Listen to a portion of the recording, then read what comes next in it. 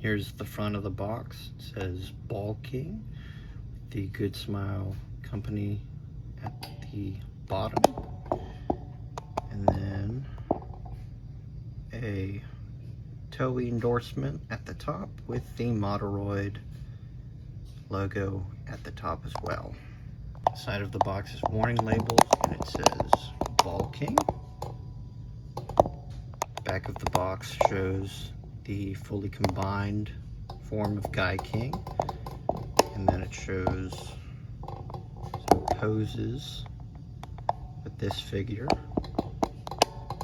and some more on the back, and then the Moderoid and Good Smile Company logo at the top. The other side says Balking again, but without the warning labels. The top has what the front has, and the bottom has what the front has. Here's the Moderoid Balking figure. Let's test out its articulation. At the head, gotta be careful because it's a really tight space, so I'm gonna move these out of the way, kind of make it look like a gun cannon almost. Get side to side or all the way around. It's just on a peg. And going down to the chest, this pivots up but will often fall off of its little node that it sits on, but it can open and close. At the waist, you get some side to side. If you move these out of the way, you get a little bit more. If you pop them off, you can probably go all the way around. At the arm, you can spin it. If you move it out of the way of the gun cannon looking stuff, you can move it all the way around. It goes up that far and down that far. Then the bend at the elbow is pretty good. The hands open up and the thumb can move all the way, well, not all the way around because that's blocking it right there, but they can pivot because they're just a peg as well. Close that back, put that back down. As for the legs, I'm going to move this out of the way so you can see. They just completely move. There is no knee joint as such. And then at the foot, get side to side, up and down, and then you get a really crazy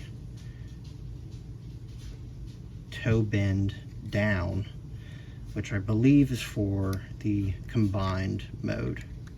You can also go all the way around. And then on the back, these can move down and up.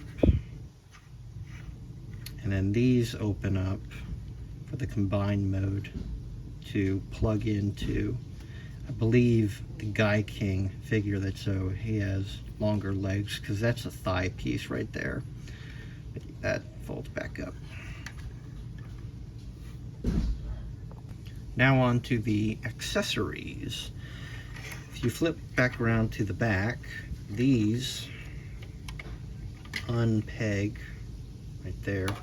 There's a little hole right there. These unpeg, and they are now axes. So you can take that, and right here in the hand you can see a peg. There's a hole right there that this snaps into. How are you supposed to do that without? There we go.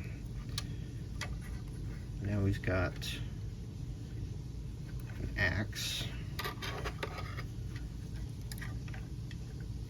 I'll try and put both in each one of them hands right there, boy.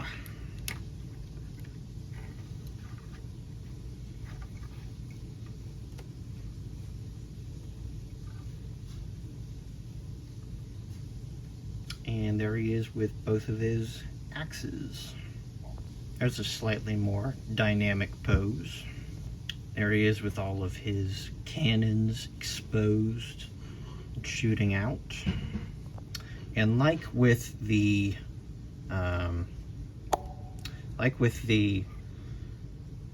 Guy King model, that allows you to take, once again, a standard Gundam high grade model kit stand, and you can peg it right in.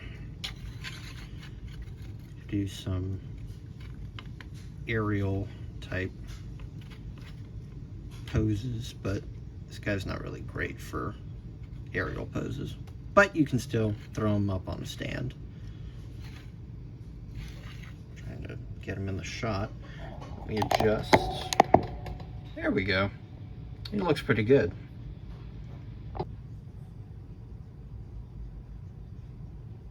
Once again, it's about as big as your hand. I got coffee teeth. Coffee teeth. So again, I would give this a solid 8 out of 10, only because there's no bend at the knee. It's just moving forward and backwards. But it's because there has to be a transformation that has to do with what's in the trunk of the leg. It's a great articulated figure apart from the legs. I don't know what this insane toe bend is for. I don't have all 3 of the figures, so I can't combine it yet. I do like that I didn't have to paint this, and it's also not a sticker. I didn't have to paint this red or that red. There are some stickers for the front, but I think it looks fine without them. I would give it a solid 8 out of 10.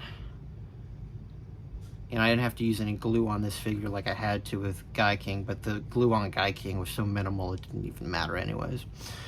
That's pretty much it for the review. Hopefully I can get the 3rd model, and then I can combine them all into, what is it called? What's the box say? Guy King the Great.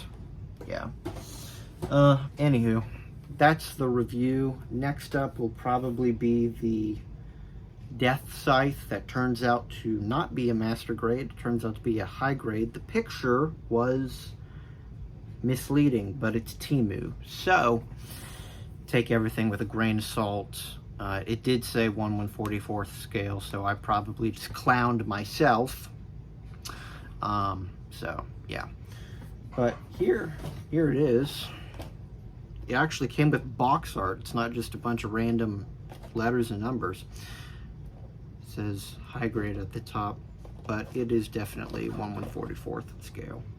But on the side, it has pictures of the master grade version. So yeah, a little misleading, but that's the video. Thank you guys for watching. Hit that like button, hit the subscribe button, and I will see you in another video. Peace out, my brothers.